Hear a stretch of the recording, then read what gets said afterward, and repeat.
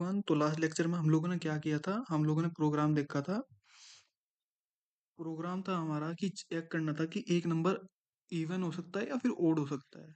अब हम लोग क्या करेंगे, हम लोग टर्नरी ऑपरेटर के बारे में पढ़ेंगे, जो कि इफ एल्स के काम को बहुत आसान बना देता है।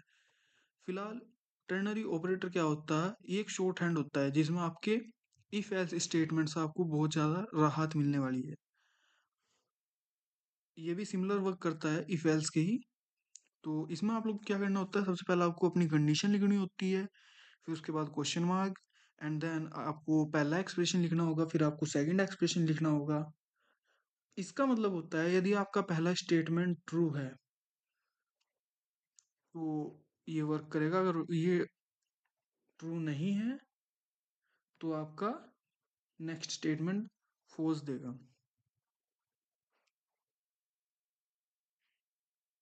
जैसे कि एक एग्जांपल समझते हैं।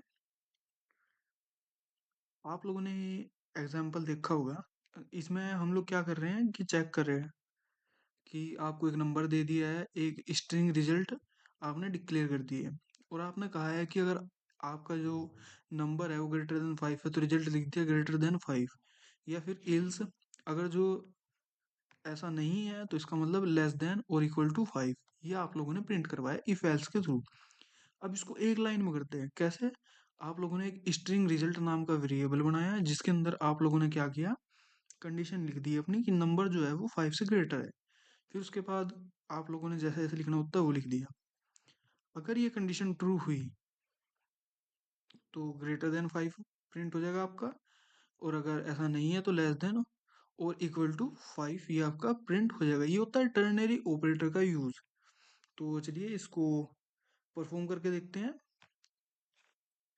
अभी आपने इफ एल्स के थ्रू देखा है, अब क्या करते हैं, इसको रिमूव कर देते हैं, और हम लोग क्या करते हैं यहाँ पे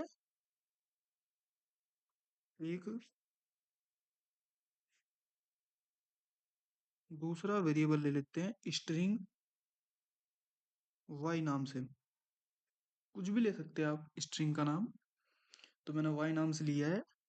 यहाँ पे मैं क्या करता हूँ, सबसे पहले अपनी कंडीशन लिख देता हूँ कि मेरा जो ए है उसको जब मैं 2 से डिवाइड करता हूँ तो मेरा जो रिमाइंडर आता है वो 0 होता है। अगर ये सही है तो इसका मतलब इवन प्रिंट होगा, और अगर ऐसा ही नहीं है, यानी कि ये जो स्टेटमेंट मैंने दिया है अगर ये सही नहीं है तो मेरा ओड प्रिंट हो जाएगा। तो इवन ओड का आप लोगों को यहाँ से पता चलता है। अब मैं डायरेक्टली क्या करूँगा कि प्रिंट करवा लूँगा यहाँ से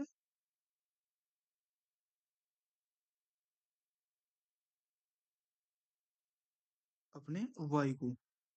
मैं यहाँ से क्या करता हूँ कि वाई को प्रिंट करवा लेता हूँ। इससे मुझे पता चल जाएगा कि मेरा नंबर इवन है या ओड है। अब मैं अपने टर्मिनल में आ जाता हूँ, यहाँ पे एंटर कर देता हूँ जेवेक इंडेक्स डॉट जावा। अब यहाँ पे लिख देता हूँ अपनी फाइल का नाम। जैसे ही मैंने लिखा, अब मेरे को यहाँ पे एक नंबर एंटर करना होगा। सपोज कीजिए मैंने 35 एंटर कर दिया, तो ए जो है वो एक ओड नंबर है। सॉरी टू से, बट यहाँ पे मुझे पहले अपना कोड को सेव करना होगा। अब मुझे दोबारा से अपनी क्लास की फाइल को अपडेट करना होगा।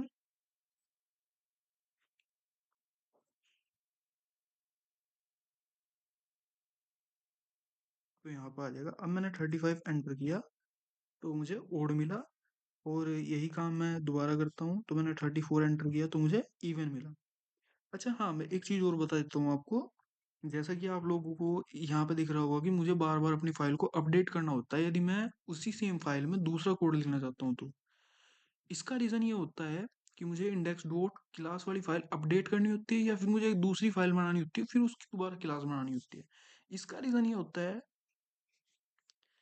क्योंकि वीएस कोड के अंदर ऑटोमेटिकली मतलब एक तो ये फंक्शन ही होता है वीएस कोड के अंदर। वीएस कोड में ये प्री डिफाइन होता है कि आपकी जो क्लास एक बार बन चुकी है उसको आप चेंज नहीं, उसको आप मतलब क्या करें, डायरेक्ट कन्वर्ट नहीं होगी, वो ऑटोमेटिकली कन्वर्ट नहीं हो सकती। यानी कि आप लोगों ने आप कोड लिखा, अब आप चाहते हैं कि आपने कोई दूसरा कोड लिख दिया उसकी जगह पे, तो आपकी जो क्लास वाली फाइल है वो ऑटोमेटिकली अपने आप अपडेट नहीं होगी, उसको आपको अपडेट करना पड़ेगा। और अपडेट करने का तरीका यही होता है जैवक इंडेक्स डॉट जावा, ये आपको दोबारा लिखना पड़ेगा और दोबारा लिखने के बाद फिर आपकी जो फाइल है वो अपडेट हो चुकी होती है। आपको पहले अपना इंडेक्स डॉट जावा वाला कोड भी सेव करना पड़ेगा। तो थैंक यू क्लास, मिलते हैं नेक्स्ट वीडियो।